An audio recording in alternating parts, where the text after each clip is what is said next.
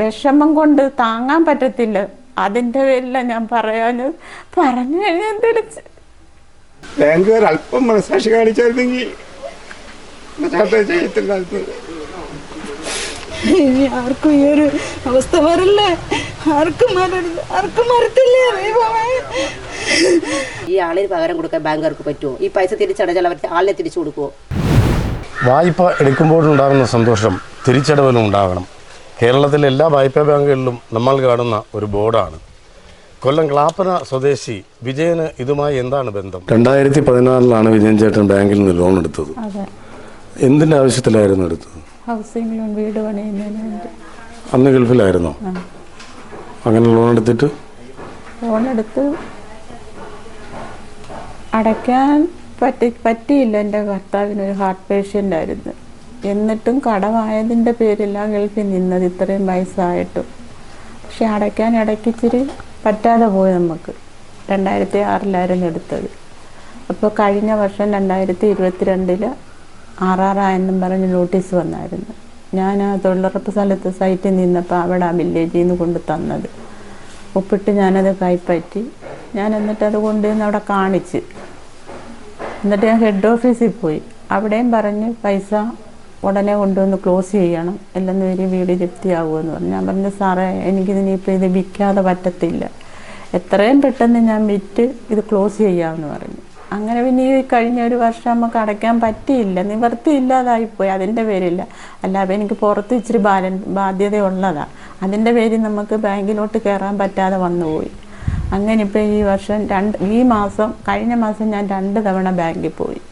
അവിടുത്തെ മാനേജറെ കണ്ട് കാര്യങ്ങൾ പറഞ്ഞു. ഞാൻ പറഞ്ഞു മാഡം എത്രയും പെട്ടെന്ന് ഇത് വിറ്റ് ഞാൻ കൊണ്ടുവന്ന് ക്ലോസ് ചെയ്യാമെന്ന് പറഞ്ഞു. എന്നിട്ട് ഇപ്പം ബ്രാഞ്ച് ഏരിയ മാനേജർ വന്ന്, ഞാനതുകൊണ്ട് മെമ്പറും ഉണ്ട്. ഞാൻ കാല് പിടിച്ച് സാറേ ഇത് ഒട്ടിക്കരുത്, ഒട്ടിച്ച് കഴിഞ്ഞ് പോയാൽ എൻ്റെ കുടുംബം താറുമാറായി പോകും, ആത്മഹത്യ ചെയ്യേണ്ടി വരും ഞങ്ങൾ. അതുകൊണ്ട് എത്രയും പെട്ടെന്ന് നാളെ കച്ചവടമായാൽ ഞങ്ങൾ കൊണ്ടുവന്ന് അടയ്ക്കാം. അത് പറ്റത്തില്ല, ഒപ്പിട് ഇത്രയൊക്കെ കാലാവധി നിങ്ങൾക്ക് തന്നില്ലയോ, അതുകൊണ്ട് ഒപ്പിട് ഇല്ലെന്ന് വരി ഞാൻ പിന്നെ എന്തോ എനിക്ക് പറയാൻ പോലും ജപ്തിയുടെ നോട്ടീസ് ഒട്ടിക്കും. ഞാൻ ഒപ്പിടാൻ അങ്ങ് മടിച്ച് ഞാനങ്ങ്. എന്നിട്ട് എന്നെ മെമ്പറെന്ന് ഇപ്പോൾ ഉണ്ട്, ചോദിച്ചു നോക്ക്. ലാസ്റ്റ് ഞാൻ പിന്നെ ഒപ്പിട്ട് കൊടുത്ത്. എന്നിട്ട് പറഞ്ഞ് പോലീസ് സ്റ്റേഷനിൽ വരെ ഞാൻ വിളിച്ച് പറഞ്ഞിട്ടാണ് വന്നിരിക്കുന്നത്. കാല് പിടിച്ച് ഞാൻ പറഞ്ഞു. അത് കഴിഞ്ഞ് ഞാൻ ബ്രാഞ്ചിലെ മാനേജറെ വിളിച്ച്, മാഡം ഇന്നതുപോലെ എനിക്ക് ഇച്ചിരി സാവകാശം കൂടി തരണം. അത് തന്നെയില്ല, ഈ ബോർഡ് ഇവിടെ ഒട്ടിച്ച് വെച്ചേക്കുന്നതുകൊണ്ട് ആരെങ്കിലും വിൽപ്പനക്കാർ വന്നു കഴിഞ്ഞാൽ എനിക്കിത് കൊടുക്കാൻ പറ്റത്തില്ല. ആ മാനേജരോട് ഞാൻ പറഞ്ഞു എനിക്ക് ആത്മഹത്യ ചെയ്യാനേ നിർവാഹമുള്ളൂ. അന്നേരം പറഞ്ഞ് എൻ്റെ കയ്യിൽ നിന്ന് ഇതൊക്കെ ഞാൻ കൈവിട്ടു പോയി.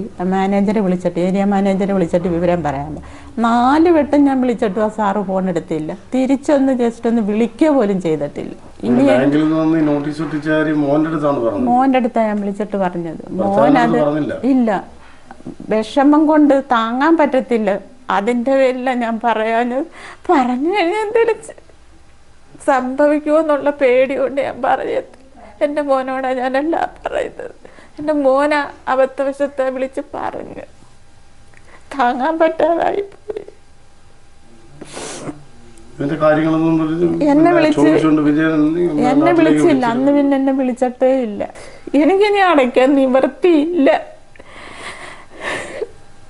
അതുകൊണ്ട് എനിക്ക് വന്ന ഈ അവസ്ഥ മറ്റൊരു കുടുംബത്തിന് വരരുത്. മേലുദ്യോഗസ്ഥർ അത് വേണ്ടുന്ന നടപടി എടുക്കണം. എനിക്കിതേ പറയാനുള്ളു. എനിക്ക് ഇച്ചിരി സാവകാശം തന്നില്ലല്ലോ. തന്നവര് ഞാനത് വിറ്റ് കടവാക്കി. പിന്നെ ഞാൻ പറഞ്ഞതായിരുന്നു 25 വർഷമായിട്ട് വിജയൻ ഗൾഫിലാണ്. എന്നിട്ട് ഈ വായ്പ തിരിച്ചടയ്ക്കാനുള്ള പുറത്ത് ബാധ്യത ഇച്ചിരി ഉണ്ടായിരുന്നു എനിക്ക്. അതിൻ്റെ പേരിൽ നമുക്ക് ബാങ്കിൽ കുറച്ച് പൈസ അടച്ച് പിന്നെ അങ്ങോട്ട് കയറാൻ പറ്റിയില്ല. പുറത്ത് പലിശ കൊടുക്കുന്നത് കാരണം ബാങ്കിലോട്ട് നമുക്ക് അടയ്ക്കാൻ പറ്റാതെ വന്നു. അങ്ങനെ ഇരുന്നപ്പോഴാണ് കൊറോണ വന്നത്. അങ്ങനെ ജോലിയില്ലാതെ എൻ്റെ ഭർത്താവിടെ റൂമിലിരുത്തുകയായിരുന്നു. ഫ്രീ വിസയ്ക്ക് പോയതാണ്. കമ്പനി പേപ്പറൊന്നും അല്ലായിരുന്നു. പണിയുണ്ടെങ്കിലുണ്ട്, ഇല്ലെങ്കിലില്ല. കഞ്ഞി പോലും കുടിക്കാനുള്ള നിവൃത്തിയില്ലാതായിരുന്നു അവിടെ. പിന്നെ ഈ ഹാർട്ടിൻ്റെ അസുഖമുള്ള ആളായതുകൊണ്ട്. വിദേശത്തുള്ള വിജയൻ എന്ത് സംഭവിച്ചെന്ന് അയൽവാസിയായ പൊതുപ്രവർത്തകനായ ഷാജഹാന് പറയാനുണ്ട് കാര്യങ്ങൾ. എന്താണ് സംഭവിച്ചത്? നിലവിൽ ഈ പിന്നെ വീട്ടിൽ ലോൺ എടുത്തിട്ടുണ്ടായിരുന്നു ജില്ലാ സഹകരണ ബാങ്ക്. ഇപ്പോൾ കേരള ബാങ്ക് എന്നറിയപ്പെടുന്ന വള്ളിക്കാവ് ശാഖയിൽ നിന്നും 7 ലക്ഷം രൂപ 2016 എടുത്തിട്ടുണ്ട്. നിലവിൽ ഇദ്ദേഹം ഗൾഫിലാണ്. അദ്ദേഹത്തിന് കമ്പനി ജോലിയല്ല, അന്നുള്ള അവിടത്തുള്ള പണിക്ക് പോയി എന്തെങ്കിലും കിട്ടുന്ന ഒരു വരുമാനം മാത്രമേ ഉള്ളൂ. ഹാർട്ട് പേഷ്യൻറ്റുമാണ്. അപ്പോൾ ഇതിന് കുറേ പൈസ 4 ലക്ഷത്തോളം രൂപ ബാങ്കിൽ അടച്ചിട്ടുണ്ട്. ഇപ്പോൾ ബാങ്കിൽ നിന്ന് 2-3 വട്ടവും നോട്ടീസ് പതിക്കുന്നതിന് വേണ്ടിയിട്ട് ബാങ്ക് അത് ഇവിടെ വരികയും നിലവിലുള്ള സാഹചര്യം പറയുകയും അതിനനുസരിച്ചൊരു സഹായം ബാങ്ക് നടത്തണമെന്ന് പറഞ്ഞപ്പോൾ അത് പറ്റത്തില്ല, ജപ്തിയുടെ വക്കിലേക്ക് എത്തി, ഞങ്ങൾ നോട്ടീസ് പതിക്കും എന്ന് പറഞ്ഞു. അപ്പോൾ ഞങ്ങൾ ബന്ധപ്പെട്ട് പലവട്ടം ഇവിടെ വന്ന ഓഫീസർമാർ ബന്ധപ്പെട്ടിരുന്നു. പലവട്ടവും അവരുടെ ദയനീയാവസ്ഥ പറയും. ഇത് 3.5 സെന്റ് വസ്തുവിനകത്ത് ആണ് താമസിക്കുന്നത്. ഒരു കോളനിയാണ്, ചാണപ്പള്ളി കോളനി എന്ന് പറയുന്ന കോളനിയാണ്. ഇവിടെ ഈ 3.5 സെന്റ് വസ്തുവേ ഉള്ളൂ. നിലവിൽ ഹൗസിംഗ് ലോണായിട്ടാണ് ഇതെടുത്ത്, വീട് അത്യാവശ്യം മെയിൻ്റനൻസ് ചെയ്യുന്നതിന് വേണ്ടിയിട്ടാണ് ഇതെടുത്ത്. ഇപ്പോൾ ഇവരുടെ ഒരു സാഹചര്യത്തിൽ അദ്ദേഹത്തിന് വരുമാനമില്ല, ഹാർട്ട് പേഷ്യൻ്റായി. 1 വർഷത്തിന് മുമ്പ് അദ്ദേഹം നാട്ടിൽ വന്ന് ചെക്കപ്പ് കഴിഞ്ഞതിന് ശേഷം പോയി കഴിഞ്ഞ ശേഷം കമ്പനിയിലല്ലാത്തതിൻ്റെ പേരിൽ എന്തെങ്കിലും ജോലി ഉണ്ടെങ്കിൽ മാത്രമേ അദ്ദേഹത്തിന് എന്തെങ്കിലും പൈസ കിട്ടത്തുള്ളൂ. ഈ ഒക്കെ തൊഴിലുറപ്പിന് പോയിട്ടാണ് വീട്ടിലെ കാര്യങ്ങൾ മുന്നോട്ട് പോയിക്കൊണ്ടിരുന്നത്. അപ്പം ഇപ്പോൾ സർക്കാരിൻ്റെ ഒരു നടപടി എന്ന് പറഞ്ഞാൽ, നേരത്തെ ഇതുപോലൊക്കെ ആത്മഹത്യ ഉണ്ടായപ്പോൾ ബാങ്ക് അങ്ങനെ കർശനമായ രീതിയിലേക്ക് ജപ്തി നടപടിയിലേക്ക് പോകരുതെന്നുള്ളൊരു നിർദ്ദേശം ലംഘിച്ചുകൊണ്ടാണ് ഈ ഉദ്യോഗസ്ഥർ ഈ കർശനമായ നിലപാടിലേക്ക് കൂടെ വരികയും. ഒരുപക്ഷെ ഉദ്യോഗസ്ഥരെ കാണിച്ചില്ലെങ്കിൽ ഇത്തരത്തിലൊരു എന്താ പറഞ്ഞ കുടുംബത്തിനൊരു നഷ്ടം ഉണ്ടാവില്ലായിരുന്നു. തീർച്ചയായിട്ടും ഉദ്യോഗസ്ഥരുടെ ഭാഗത്തുനിന്ന് ഒരു മാനസിക പരിഗണന ഉണ്ടായിരുന്നുവെങ്കിൽ തീർച്ചയായിട്ടും ഈ കുടുംബത്തിന് ഇങ്ങനെ ദുഃഖത്തിലേക്ക് പോകുന്ന ഒരു അവസ്ഥയിലേക്ക് എത്തത്തില്ലായിരുന്നു. ലോൺ എടുത്ത് കടത്തിലായി. പിന്നെ പുള്ളി മാനസിക രോഗിയാണ്, സുഖമില്ലാത്ത ഒരാളാണ്. അയാളിങ്ങനെ പോയി ഒരു തൊഴിൽ ചെയ്ത് ഗൾഫിൽ പോയി, പിന്നെ 60 വയസ്സ് കഴിഞ്ഞ് അങ്ങനെ വേറൊരു വീടെ ജീവി ചെറിയൊരു ജോലി ചെയ്ത് അങ്ങനെ ജീവിക്കുന്ന വ്യക്തിയെ കടം തീർക്കാൻ പോലും പറ്റുന്നില്ല. അങ്ങനെ കഴിഞ്ഞുകൊണ്ടിരുന്നത് ഈയൊരു വിത്ത് നോട്ടീസ് വന്നതിന് ശേഷം അയാൾ വിവരം അറിഞ്ഞാണ് ആത്മഹത്യ ചെയ്തത്. ബാങ്കുകാർ അല്പം മനസാക്ഷി കാണിച്ചായിരുന്നെങ്കിൽ എൻ്റെ ചേട്ടൻ ജീവൻ രക്ഷപ്പെട്ടു പോയത്. നിങ്ങളൊക്കെ സംസാരിച്ചിരുന്നോ ബാങ്കുകാരോട്? ബാങ്കുകാരോട് സംസാരിച്ചിട്ടൊന്നുമില്ല. ഇക്കാര്യം അറിയായിരുന്നു, പക്ഷെ ഇത്രയും രൂക്ഷമാവുമെന്ന് വിചാരിച്ചില്ല.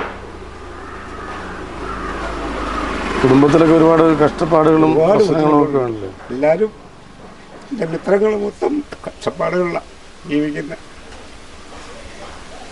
ചെയ്യൊരു ബാങ്കുകാർ അല്പം മനസാക്ഷി കാണിച്ചായിരുന്നെങ്കിൽ ചേട്ടൻ ചെയ്യത്തില്ലായിരുന്നു. എനിക്ക് അത്രേ പറയാനുള്ളൂ.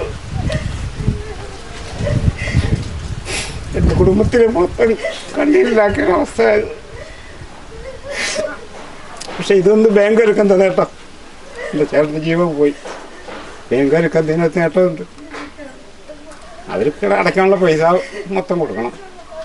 പക്ഷെ എൻ്റെ ചേട്ടൻ്റെ ജീവൻ തിരിച്ചു കിട്ടുമോ?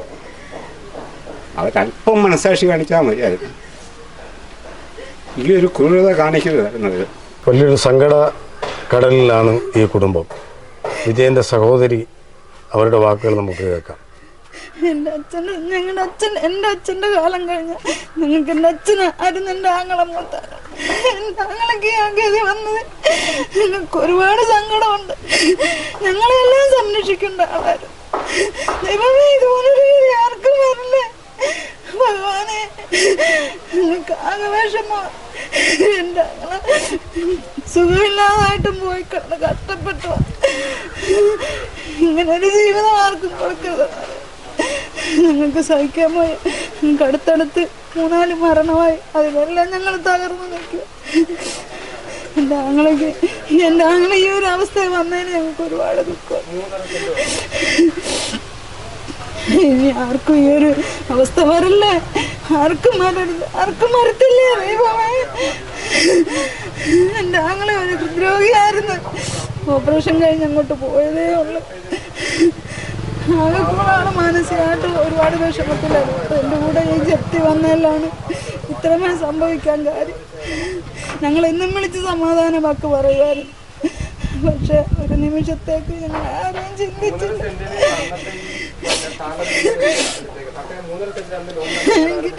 എനിക്ക് വാക്കുകളെന്താ പറയാൻ എനിക്ക് ഇതിലേക്ക്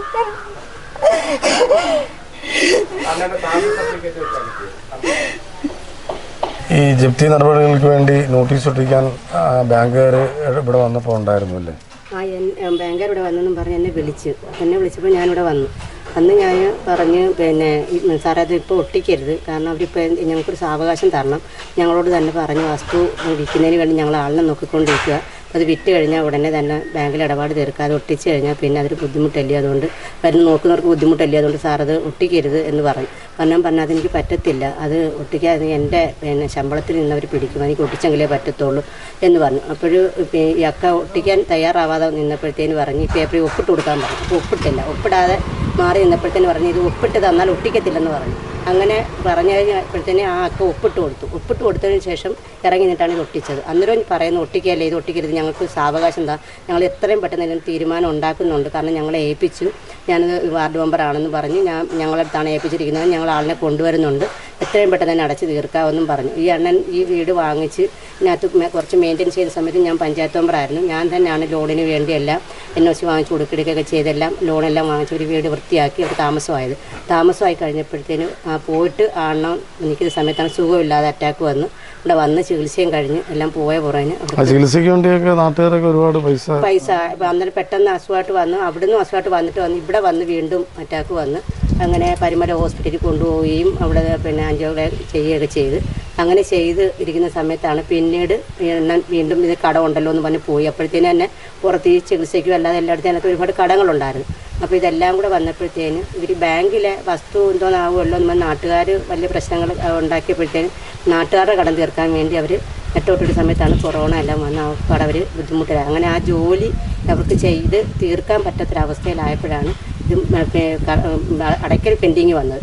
എന്നിട്ട് അവർ വിറ്റടയ്ക്കാമെന്നും പറഞ്ഞ് നേരത്തെ തന്നെ തീരുമാനിച്ചെല്ലാം വിലക്കാരെല്ലാം കൊണ്ടുവന്നപ്പോഴത്തേന് നമുക്ക് നമ്മുടെ പിന്നെ കടം തീരാൻ പോലും കിട്ടുന്നുള്ള പൈസ വിലക്കാർ പറയുന്നില്ല. അവർ ബാധ്യത ഉള്ളതുകൊണ്ട് ഇവർക്ക് പിന്നെ ഏതെങ്കിലും ചുളുവിലയിൽ കിട്ടും എന്നുള്ളൊരു ധാരണയിൽ കച്ചവടക്കാർ വന്ന് പറയുക, അതുകൊണ്ട് അങ്ങനെ കൊടുക്കാതെ 2 വർഷം കൂടി നീളേണ്ടി വന്നത്, അല്ലെങ്കിൽ അന്നേ ഈ ഇടപാട് തീർത്തേനെയായിരുന്നു. ഇപ്പോൾ ഈ ഉദ്യോഗസ്ഥർ ഇത്രയും ഒരു ഇതല്ലാതെ നമ്മൾ പറഞ്ഞതിനകത്ത് ഞാൻ ഇപ്പം ഒരു വാർഡ് മെമ്പർ എന്നുള്ള നിലയിൽ ഞാൻ വന്ന് പറഞ്ഞതെങ്കിലും ഒരു പരിഗണനയിൽ ചെയ്തിരുന്നുവെങ്കിൽ ഇന്ന് ഈ കുടുംബം ഈ ഒരു അവസ്ഥയിൽ എത്തത്തില്ലായിരുന്നു. ഇപ്പോൾ എന്തായാലും ബാങ്കുകാരുടെ പൈസ അടയ്ക്കാതിരിക്കാൻ പറ്റുമോ?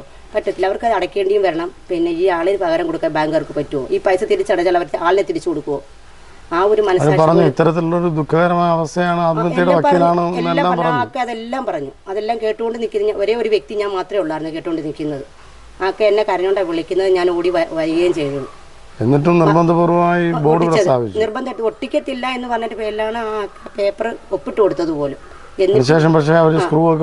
അടിച്ച് എല്ലാം ആക്കിയിട്ടാണ് പറഞ്ഞത്. പിന്നെ അത് ഈ മാർച്ച് 30 മുമ്പ് അടച്ചു തീർക്കാവുന്നുണ്ടെങ്കിൽ ഒരു 40% നിങ്ങൾക്ക് ഇളവ് ചെയ്ത് തരാമെന്നും പറഞ്ഞു. ഇപ്പം പലക്കാർ വന്ന് നോക്കുമ്പോൾ ഇത് ഒട്ടിച്ചിരിക്കുമ്പോൾ ആൾക്കാർക്കായാലും ഒരു പിന്നെ വൈമനസ്യം വരുമല്ലോ, വാങ്ങാൻ വരുന്നവർക്ക് ഒരു വൈമനസ്യം അല്ലേ ഇതിങ്ങനെ ഒട്ടിച്ചേക്കുന്നു, ബാങ്കിൻ്റെ എന്തെങ്കിലും കേസാവോ പ്രശ്നമാവോ എന്നുള്ളൊരു ബുദ്ധിമുട്ട് വരും. ആ ഒരു കാരണത്താലാണ് ഇത് ഒട്ടിക്കരുത് നിർബന്ധമായിട്ടും പറഞ്ഞത്.